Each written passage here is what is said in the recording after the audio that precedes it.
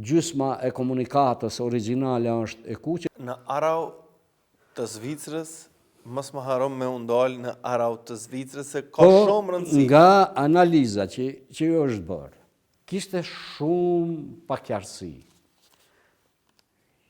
Ekziston Ushtria Shërbimtare e Kosovës. I organizon UDBA, i organizon Jugoslavia, tamam i ngjante si saj propagandës që në ngjarjet e 1989-shës i organizoi Jugoslavia për të na prish me Shqipërinë. Je i ri edhe nuk i di këto zhvillime. Do thot 1981-shën.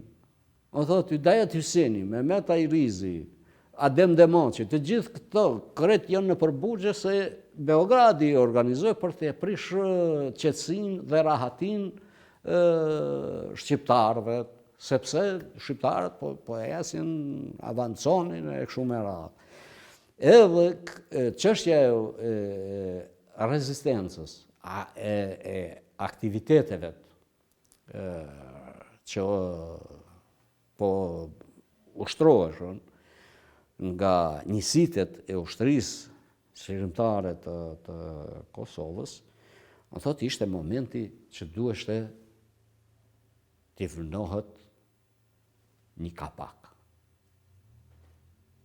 Gjitha njësitjevet, nga Rafshi i Dugaxhinit, Drenica, Llap, e Rafsh Kosovës, duheshte të veprojnë në një mekanizëm ushtria shërbimtare e Kosovës. Dhe aty e merr emrin UÇK. Dhe aty e merr emrin UÇK pas mendimeve.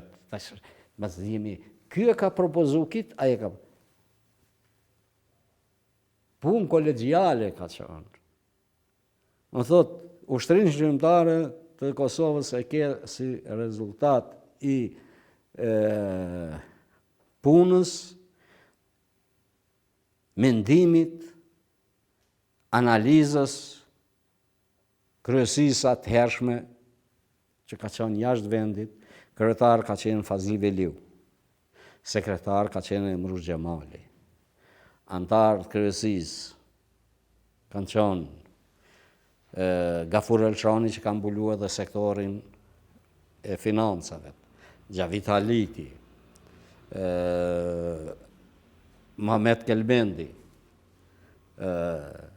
tani më vonë Ibrahim Kelbendi, mos loj dikon pa përmend, por në sajt analizës që është bërë, mendimeve që janë dhënë, është vlerësuar që ma adapt, ma e përshtatshme është Ushtria Shërbimtare e Kosovës. Dhe është bërë komunikata, kemi shkuar në okasion, kemi blerë një maqinë. Ju ishit?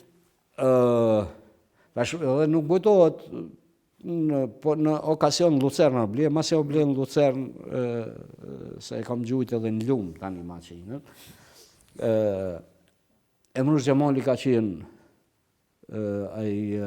daktilografi që e shkruante? Po, bile është maqina, gjysma e komunikatës origjinale është e kuqe, gjysma e zijës e vjetër maqina, dhe që ashtu i zinte, dhe dhe është komunikata nëmër 11, nëse nuk gaboj, gjëjes edhe shumë aksione tjera janë kry, dhe e ka shpërnda në Shkup, Abdul Mexhid Karaga, në gjithë hapësirat e Jugosllavisë, me dorëza për spitali,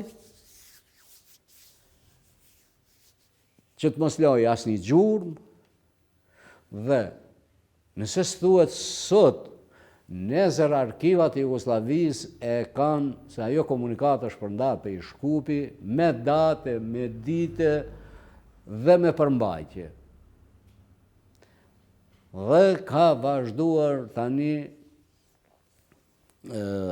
organizime ma të forta, e ke rastin ku 15 njësiti në krye me Luan Haradinaj, Femilla Drocin, Las Kodrën, Bedin Regjen, që nuk janë hero, Femilla Drocin, nisen për përforcim të njësive që drejtoheshen prej Adem Jasharit. Aksioni përfundoi tragjikisht me vrasjen, me rënjen heroike të Luanit, me plagosjen e rëndë të Rafet Ramës, me gërvishje të Fehmiut edhe të Ramushit. Po them që na bëri edhe më të fort kjo situatë, më të pandalshëm, në përforcim të radhët, deri në përforcim të grupeve të Drenicës me futjen e Ilas Kodrës, Abedin Regjes dhe më vonë tani të strukturave edhe më të profesionalizume si Bekim Berisha, Toni Gjelal Hajdaj dhe oficer nga më të përgatitur shqiptar që kanë qenë deri në fitoren përfundimtare bashk me aleatin e natyrshëm, forcën politiko-ushtarake NATO, normalisht që edhe na kemi kontribut të jashtëzakonshëm në këtë bashkëpunim, në këtë komunikim për ndërprerje të gjenocidit, nuk ishte e kollajshme. Kosovës ja dëbuan krejt njerëzit, Kosovës i vran njerëzit,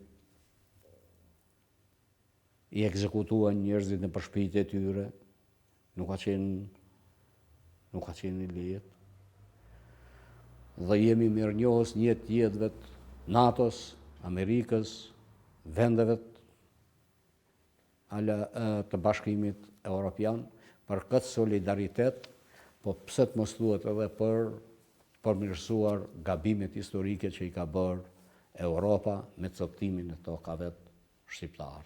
Aq sa ju jeni mirënjohës Ali Ahmeti ndaj këtyre partnerëve strategjik, ne komplet ekipi këtu